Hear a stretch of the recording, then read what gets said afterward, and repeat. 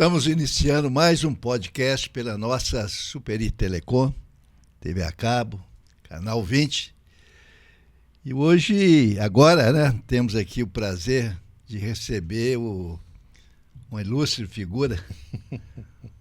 Ontem nós recebemos um político, né? Hoje nós estamos recebendo um pastor. Capelão, seu capelão. Pastor Roberto Maranhão. Tudo bem, pastor?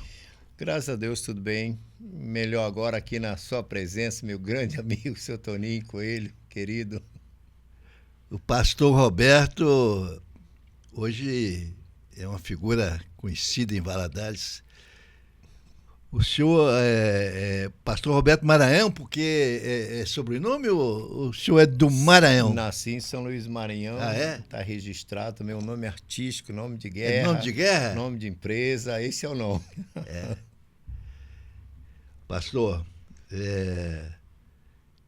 o senhor é da Academia Internacional do Ministério da Convenção Batista Mineira. Então, hoje nós estamos trabalhando com vários setores, né? Então, eu tenho a Academia Internacional de Ministérios.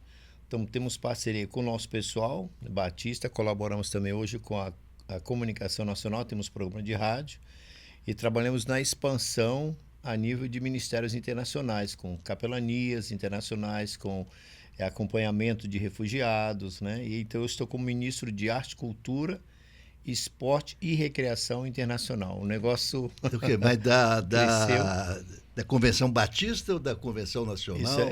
Nós somos batistas brasileiros, né? Convenção Batista, mas a expressão da Academia Internacional de Ministério, ela faz também interdenominacional. Hoje ela é aberta para várias denominações, a gente consegue conectar várias ações, projetos educativos, culturais, virou algo muito maior agora, graças a Deus. É.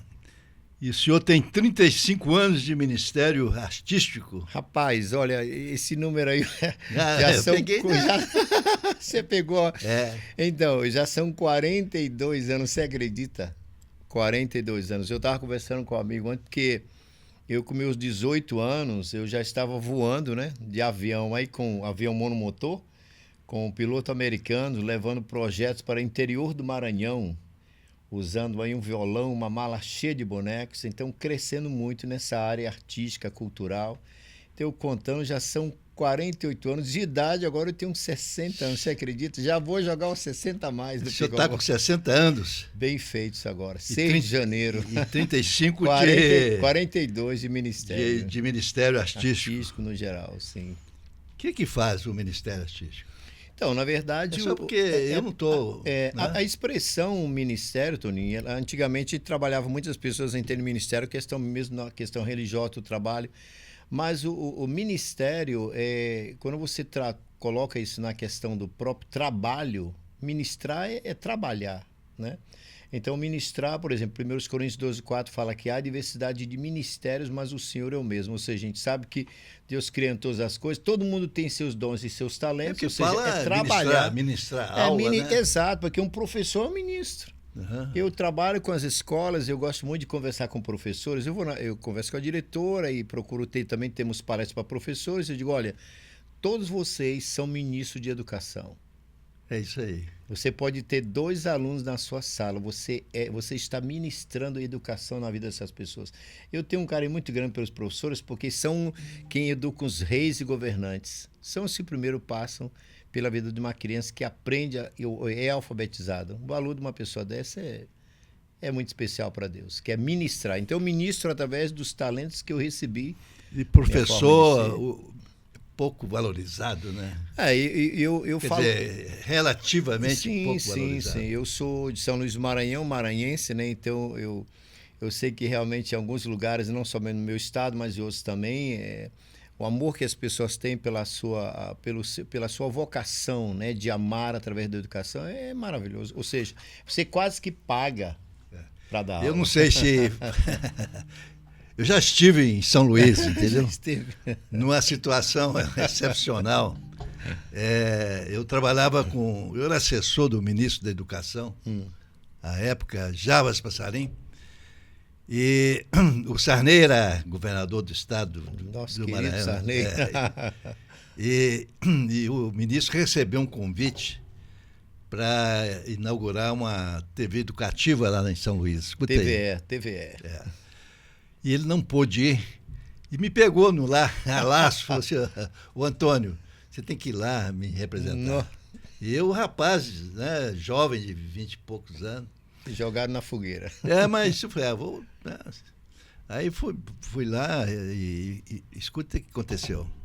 Eu fiquei tão impressionado com a TV educativa que eu fiz um relatório falando da importância das TVs educativas para a educação. E aí ele criou rapidamente um programa chamado Prontel, Programa Nacional de Teleeducação. Olha aí. E aí nós, o Ministério, começamos a ajudar aquelas TVs educativas. A TV Cultura de São Paulo, Sim.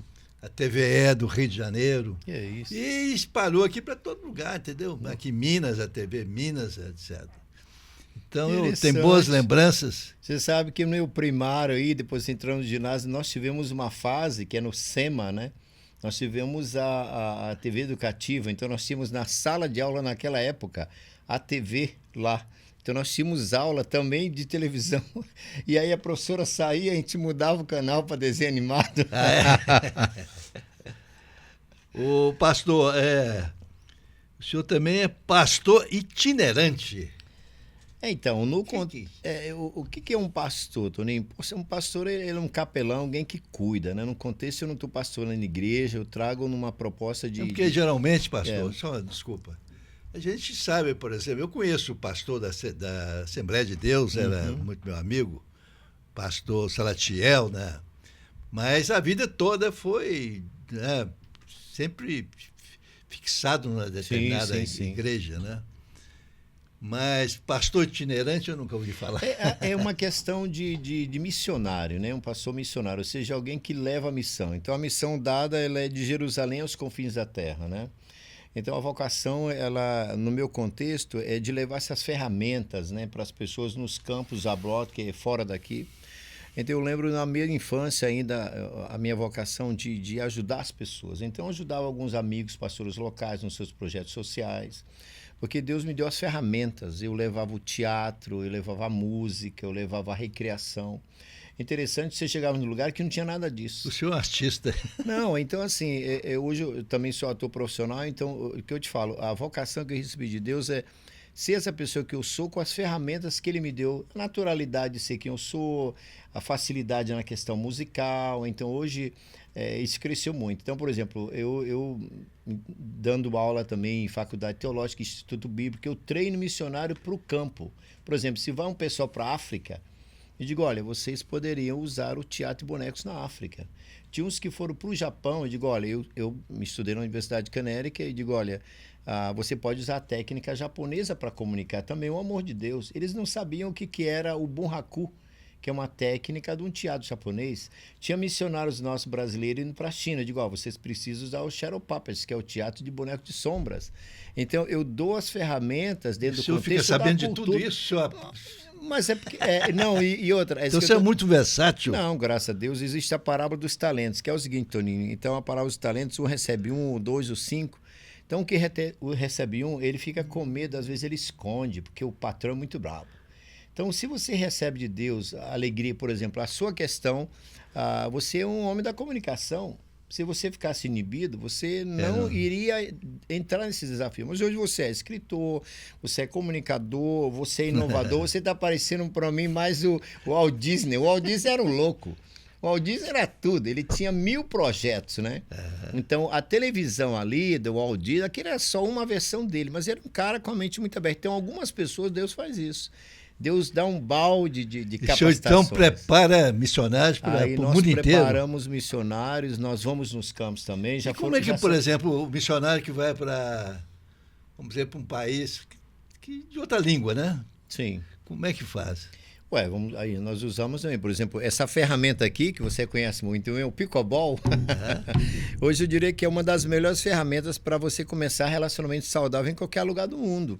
Você chega num país que você não tem a língua, por exemplo, você chega aí num país que é na Alemanha. Hoje na Alemanha nós temos federação de pickleball lá. Então você aprendeu a jogar, você lá, por exemplo, eu já fui 6 vezes na Alemanha, usando o teatro de bonecos, usando a recreação, usando o futebol. Você usa a linguagem da arte do esporte, que no meu entender é uma linguagem universal.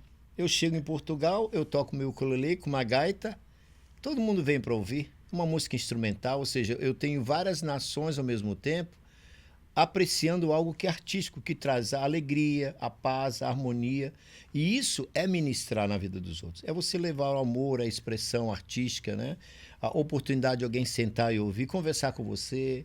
É uma motivação no coração de um menino. Olha, eu gostei, papai, queria ter uma. Hello, how are you? Como está, irmão? Salam aleikum. Aí você vai aprender então, você usa muito o pickleball para... Agora, claro, né? E culpa sua também, né? Eu aprendi esse esporte na América, né? Em San Diego, na Califórnia. Nós estamos falando aí com o pastor Roberto Maranhão, que é apaixonado com pickleball. E muito obrigado, pastor. O senhor está dando importância ao nosso pickleball. Não, eu te agradeço também, Toninho, porque eu comecei, apesar de ter morado na América há 20 anos, morei na Flórida 1 ano, em New Jersey 9, em Connecticut 10. Mas lá eu nunca tinha ouvido falar de pickleball, porque mesmo na Flórida não era muito popular, era mais em Naples, no final da Flórida, apesar de já ter Mas nessa hoje época 60 anos. Pastoreava? Não, naquela época eu estava ainda com um projeto missionário, eu entrei no contexto imigrante, comecei a ajudar, fui missionário dos batistas, eu fui missionário da Associação dos Batistas da América do Norte, ou seja, os batistas brasileiros lá, eu trabalhava como missionário para eles ajudando. Eu ia nas igrejas, fazia treinamento nas questões de para imigrantes. Não, no caso para os brasileiros e outros. Aí depois o inglês foi entrando, eu já entrei no contexto da Universidade de Connecticut, né, que é um teatro de bonecos mais geral, e comecei a juntar as ferramentas, trabalhei com acampamentos, eu fui gerente de acampamento russo e ucraniano em Connecticut. Então aprendi o dobra ultra das vidan e austal, astarosta, moidrug, e alho blue tibia, eu comecei a aprender a falar o russo, maranhense falando russo, sucesso garantido. Então lá foi uma escola muito grande para mim. Então lá eu usava também, como ainda uso, as ferramentas que Deus tem dado. E comecei a jogar esse esporte em San Diego, na Califórnia, tem mais de 20 anos. E quando voltei para o Brasil, não tinha pickleball ainda. Passei a insistir, nunca houve em lugar nenhum, mas quando eu liguei uma primeira vez, eu vi lá a Associação Brasileira de Pickleball. E isso aí, então eu te contactei, você me contou que o Rafael já jogava em Belo Horizonte. Aí eu comecei a jogar com eles, comecei a jogar aqui, né? E nós tivemos aquela alegria. Você sabe que o pioneiro no pickleball não foi a gente em Valadares e nem o Rafael em Belo Horizonte.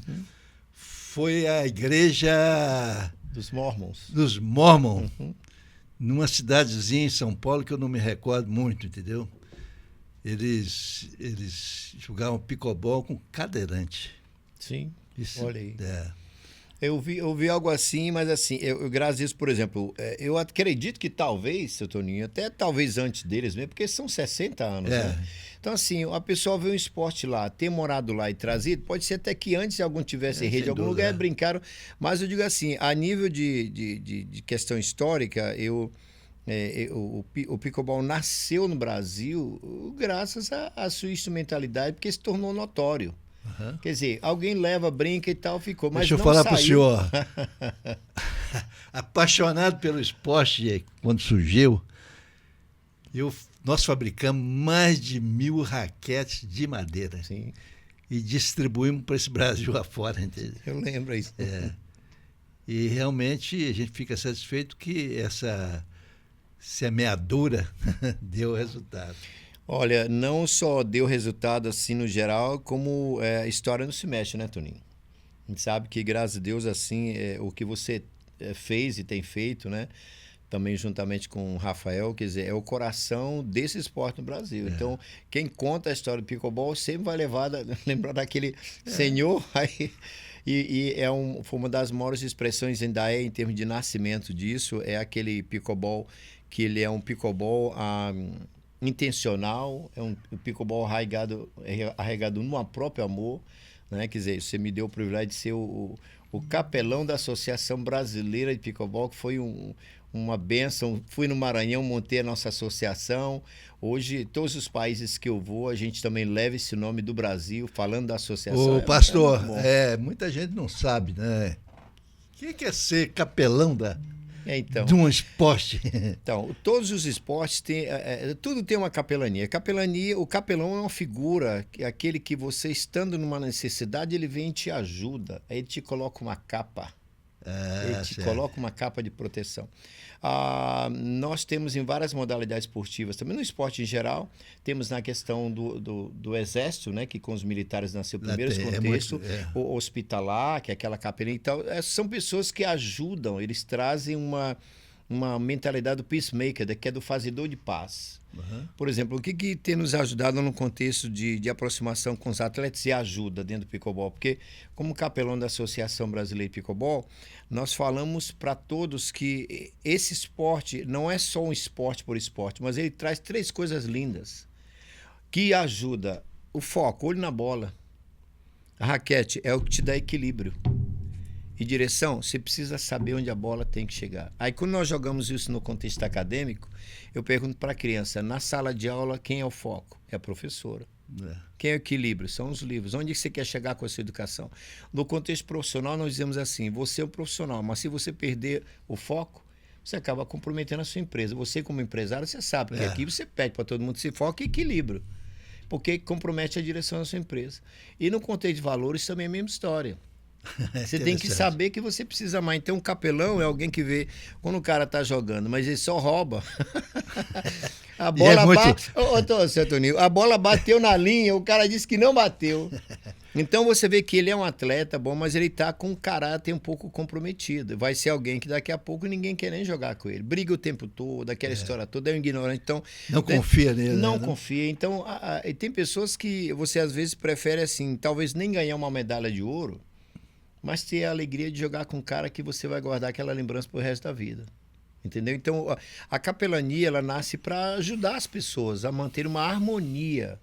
Porque você pode ser, hoje nós temos problemas assim no esporte, em geral, do futebol, você pode ser o melhor jogador do mundo. Se você não é um cara de coração, quer dizer, aquilo tudo para as pessoas não importa. Ô, pastor, e tem capelania, né? Uhum. Para outros esportes? Para todos. Futebol tem. Inclusive, nós, quando perdemos de 7-1 da Alemanha, naquele ano nós não tivemos muita utilização da capelania. Existiu uma certa, acho que não foi muito quando vai um grupo assim de jogadores para, né, capelão vai o capelão vai porque ajuda a harmonia. Veja bem, às vezes no próprio vestuário, alguma coisa ali, um atleta pode se desentender com o outro. Então é importante ter tipo alguém que apadrinha, um contexto de levar amor, harmonia, alguém que a pessoa vai ouvir. Ele é um peacemaker, é um pacificador. Então isso é importante. Isso é muito interessante. Não, e outra coisa, o que a gente tem feito aí nessa capelania aí, por exemplo, nós já fomos a 17 países. Eu tive na Venezuela. Então, na Venezuela, porque o nível do pickleball aqui está indo bem, eu joguei com as pessoas bacanas que cuidam da associação do pickleball de Isla Margarita e tal. Mas eu notei que mesmo na Venezuela tem um pouco da questão elitizada do próprio pickleball. E a classe menos favorecida não tinha. Então, o que eu fiz? Peguei uma rede nossa dessa aí, levei numa comunidade simples da Venezuela e ensinei eles a jogar esse esporte. Ou seja, ali nós podemos trazer o Pelé, o Maradona, entendeu? O Neymar, ou seja, o grande atleta, que ele nasce num lugar simples, como é a história dos nossos grandes atletas brasileiros. Ou seja, alguém precisa ir lá na comunidade, mostrar, ser um capelão.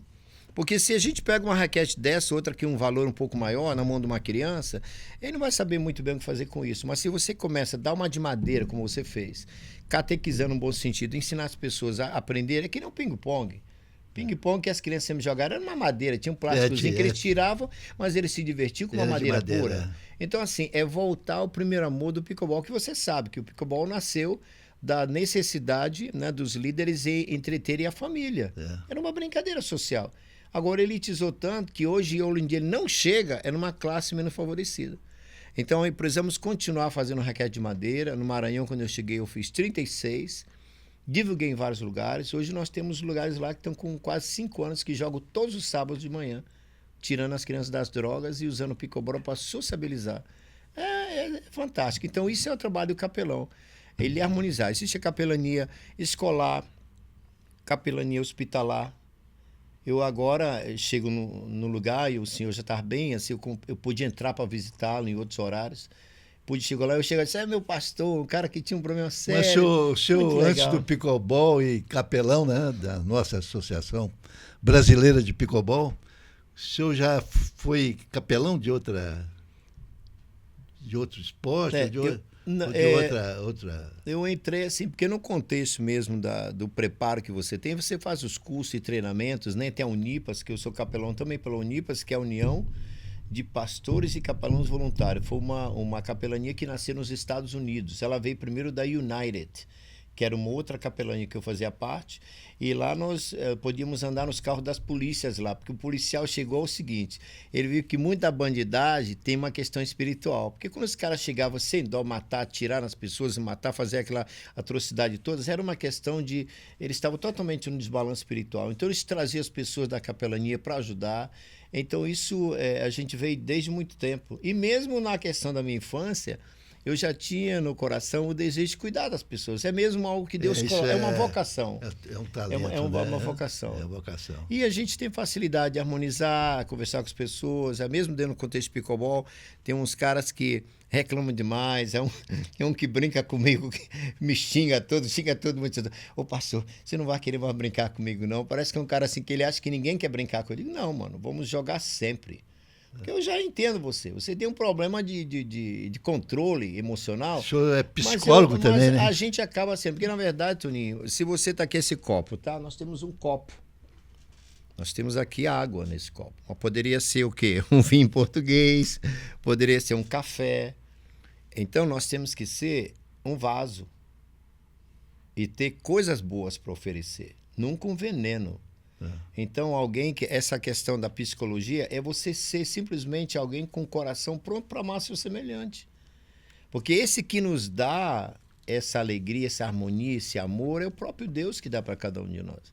Por isso a expressão, God is love, Deus é amor. Uhum. Então, quando você abre o coração, você se torna simplesmente um instrumento, acabou, Toninho. Nós precisamos de um copo limpo para botar alguma coisa para a gente beber. Agora, se o copo está sujo, aí não dá, né? Ô, pastor, o senhor também é... Vou beber até a minha água aqui, já que está para mim. O senhor também é um pregador, né? Então, o que acontece? Eu conversando com você me falando muito assim, fala, pastor, tem que ter vontade política. Agora, respondendo a sua pergunta... O que é vontade política? Que eu vou emendar a sua pergunta a mim. O que é vontade política? Realmente tá decidido a fazer alguma coisa. Exatamente. Né? Então você falou tudo. Então alguém que prega, ele é um portador de uma mensagem. Ele é um carteiro. Ele entrega uma mensagem. Se o menino está em casa quebrando tudo, qual que é a pregação para aquela criança? Filho, por que você está quebrando, filho? Mamãe trabalha com tanto esforço para te dar o melhor. Então, nós somos portadores de mensagens. Nós temos todo tipo de mensagem. Deixa eu perguntar ao senhor, perguntar uma coisa. Eu, determinada época, estava nos Estados Unidos e uma amiga minha falou assim, eu fui visitar uma amiga e cheguei na hora inoportuna. Ela falou assim, Tony, eu estou saindo para um culto. Uhum. E você não quer ir comigo? Não, acabei indo. E aí foi muito interessante porque eu achei que estava num bar de carnaval, estava todo mundo pulando, dançando, entendeu? Uma coisa interessante. Mas aí de repente parou e alguém falou assim, agora nós vamos ouvir a pregadora, a pastora, tal. E aí a pastora chegou, uma pastora bonita, ela falou assim, agora, olha, a minha pregação é de 2 horas. Quem quiser ir embora, pode ir embora, mas é 2 horas. E a minha pregação é sobre a cura. Eu nunca vi coisa tão excepcional, entendeu, pastor? Então eu pergunto ao senhor, quais os temas que o senhor gosta de pregar? O que é a sua especialidade aí nas pregações? Então, hoje eu falo sobre. Eu gosto de falar sobre 1 Coríntios 12, de 4 a 6, porque essa mensagem foi que me deixou a ver realmente quem eu era e o que aconteceu com a minha pessoa, né? Nasci num lar muito simples, mas eu sempre tive esse desejo de estar ajudando as pessoas, né? Então lá fala, 1 Coríntios 12, 4, fala a diversidade de dons, mas o Espírito é o mesmo. Os dons ou talentos, as vocações de cada um, mas o Espírito é o mesmo. Se nós estamos aqui corpo, né? Nós temos alma, nosso Espírito. Então, isso aí mostra que o Espírito realmente ele nos dá, né? Esse desejo, né? A diversidade, por exemplo, você é diferente de mim, a sua cor é uma, eu gosto de outra cor. Então, ele nos faz diferente. Então, esse desejo, essa alma, a ansiedade, tudo, cada um tem a sua, mas o Espírito é o mesmo, a essência é a mesma. Nós acreditamos que realmente o homem foi criado à imagem e semelhança de Deus. É como aquele Pinóquio, você que é também um artista, um escritor, aquele boneco de barro que uma vez se torna gente, que parece uma coisa meio folclórica, mas é uma história muito tranquila. O versículo 5 vai falar que há diversidade de ministérios, mas o Senhor é o mesmo. Então você hoje aqui está ocupando uma cadeira de ministro de comunicação. Você está trabalhando na área da comunicação. Então você ministra, você ensina, você facilita. É uma área sua também dentro da questão da educação.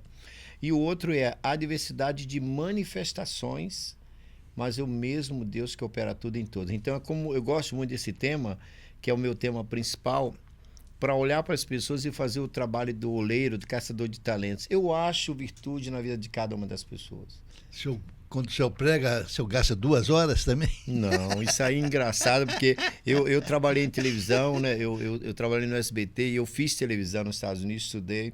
E a gente sabe do valor que tem um comercial de 30 segundos, você sabe, né? Na América, no Super Bowl, né? no futebol americano, milhões de dólares, 30 segundos. Então, você precisa ter o dom da oratória. Mas quando as pessoas te dão espaço, assim, olha, você tem tema aí, é muito do assunto, entendeu? Porque conversando com pessoas interessantes que não você, aí pode virar a noite adentro, eu sei que você tem amigos assim também. Então, vai muito do assunto. Tem assuntos que as pessoas fogem. E outra, você precisa ter a percepção, você pede a Deus isso, que é chama discernimento de espírito. É você saber que hora você precisa parar. Não tem que ir, depende também do nível da plateia. Exatamente. Por exemplo, eu sou artista, eu trabalho com teatro, eu trabalho com teatro de bonecos também. Então, por exemplo, eu trabalho com crianças pequenininhas, até de 4 anos, até de 100, mas existe um tempo de tolerância. Você sabe disso na comunicação, por exemplo, a gente vê os filmes antigamente de desenho animado. Era aquela cena aberta e tal, agora não. Agora sim, são milésimos de segundo e corta, porque o interesse é outro, entendeu? Então a gente tem visto que... Tem que ter. Então a gente tem que ter esse jogo de cintura, saber como trabalhar as mensagens, não estourar o horário.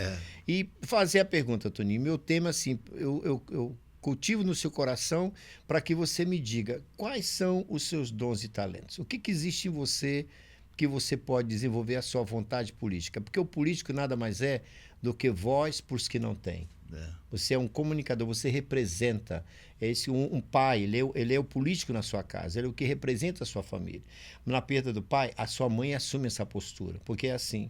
Às vezes o pai e a mãe estão enfermos, o filho mais velho assume essa postura. Ou seja, quem é o comunicador da vez? Que a gente possa exercer muito bem o nosso tema de comunicador, Tony. É por aí, usando pickleball, teatro, música... Ô, pastor, o senhor vem muito a Valadares, né? E o senhor atende aqui uma entidade que é muito importante, que é a Cristolândia. Fala para nós aí sobre a Cristolândia. Então, a Cristolândia, o nome vem de Jesus transformar, que é Cristo, né? Então, a Cristolândia, ela é um projeto especial de amor, onde o coração é resgatar pessoas de rua, resgatar pessoas em qualquer tipo de droga e adição que queira ser liberto disso.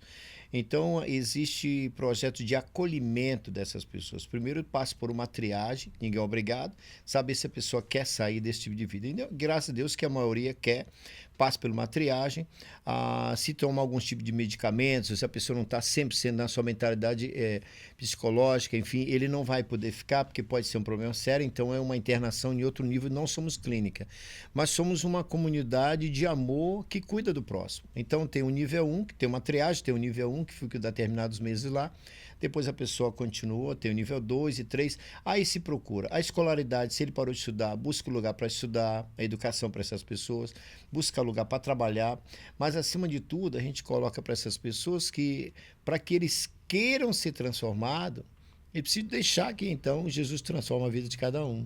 Então é uma comunidade, e nós trazemos para dentro possibilidade de ajudar essa pessoa a recuperar, e uma delas é o esporte.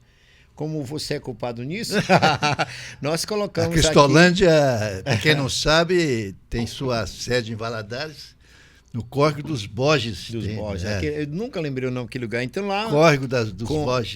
Com a sua ajuda, né, e dentro do trabalho da nossa capelania de pickleball, nós colocamos uma quadra lá, né, já tinha um espaço, montamos uma quadra, que foi todo o equipamento aí doado pela Associação É um trabalho da Igreja Batista, né? É da Convenção Batista Brasileira.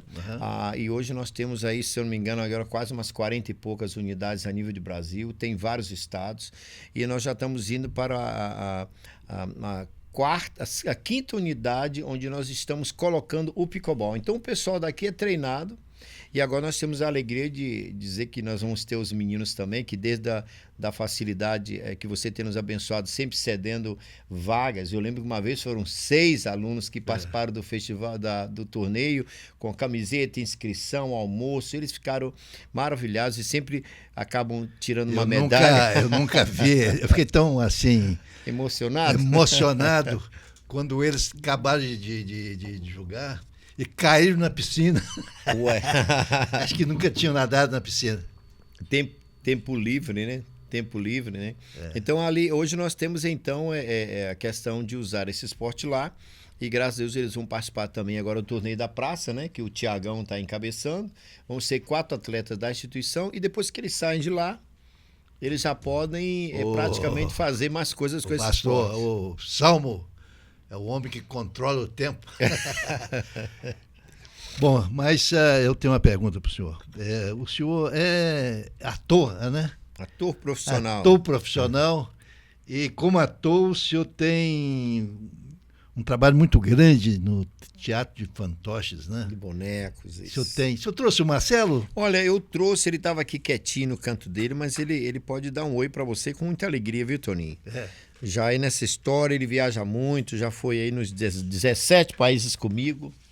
E ele fala para todas as classes, né? Criança, adultos, entendeu? E aqui, esse é o Marcelo. Tá certo, meu amigo? Cadê o meu amigo? Cadê o rapaz que disse que ia me enquadrar, né? Cadê? Seu Toninho, sou eu, seu Toninho. Você tá vendo, Marcelo? Filho? Toca aí, meu irmão. Toca aí a nossa aí. Cara bom, cara bom.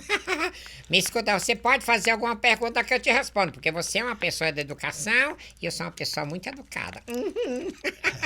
Fala aí, o que você gostaria de saber? Ô, Marcelo, Vai devagar, cuidado, hein? Cuidado. Você mora onde, Marcelo? Ué, na verdade, eu moro dentro de uma sacola. Eu moro dentro de uma sacola.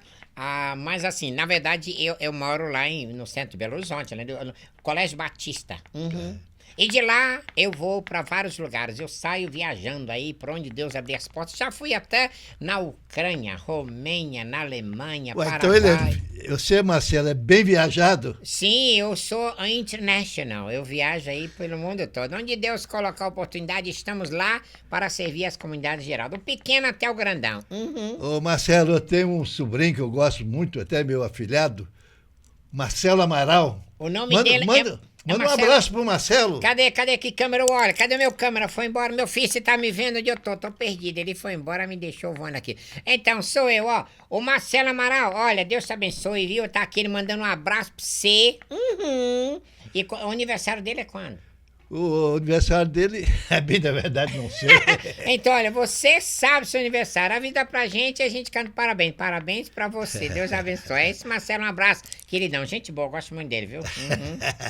É isso aí. Deu aí? Obrigado. Ô Marcelo, quando é que você vai voltar a Valadares? Assim que você me convidar, você me convida, eu venho. Mas existe uma forma de estar aqui sem vir fisicamente. Eu gravo de casa, mando pra cá, você edita e sai no ar. Televisão tem disso. Sabe que eu faço isso em Portugal, né? Ah, é? Eu gravo lá no meu escritório, lá no estúdio, mando pra Portugal e sai na RTP, que é a Rede de Televisão Portuguesa. Ô, RTP2. Marcelo, você fala português, né? Eu falo português, E um pouco de quando, inglês. e quando é inglês? Quando você vai num país que é de língua inglesa? Why, then I speak English. So I because speak English. There you go. I speak English very well because, you know, man gotta do what a man gotta do. E ó, pickleball, let's play pickleball. Esse é o assunto do momento, no problem. Gostou? Vou agora dormir. Tchau, pessoal. Um abraço. Tchauzinho. Esse é o boneco, Esse ele aí, é um pastor. boneco de mão, articulação, né, de mão e de varas, né? E aí tem esse, tem mais outros. A gente vai usando aí as ferramentas que Deus tem dado para comunicar a boa mensagem que Deus ama a todos. Esse quer um teatro relacionamento de com fantoche é muito importante para criança, né? Para criança pequena, para criança de 100. De 100 anos Eu tive uma também. experiência uma casa de idosos, tinha um senhor lá que ele era parado o tempo inteiro. Aí eu fiz uma apresentação de bonecos, ele abriu a boca assim com uma expressão e soltou. Aí a enfermeira disse assim, olha, tem anos que ele nunca deu uma expressão de alegria e hoje ele sorriu pela primeira vez. Pastor, quero agradecer a sua presença, que Deus sempre te acompanhe aí no seu trabalho, esse trabalho humanitário, cristão, né? Que é pouca gente que está disposta a ser um bom missionário. Tem que pagar um preço. Então é isso aí, a gente te agradece de todo o coração, que o senhor continue no seu trabalho, que continue aí com o pickleball, fazendo a divulgação do pickleball no mundo inteiro. E sempre levando o Marcelo, gostei demais do Marcelo. Muito bem. Likewise, né? Muito obrigado, Isso aí. pastor. Prazer todo nosso. Muito obrigado, meu querido, pela entrevista aí. E nós queremos agradecer a atenção dos nossos assinantes e até o próximo podcast. Muito obrigado.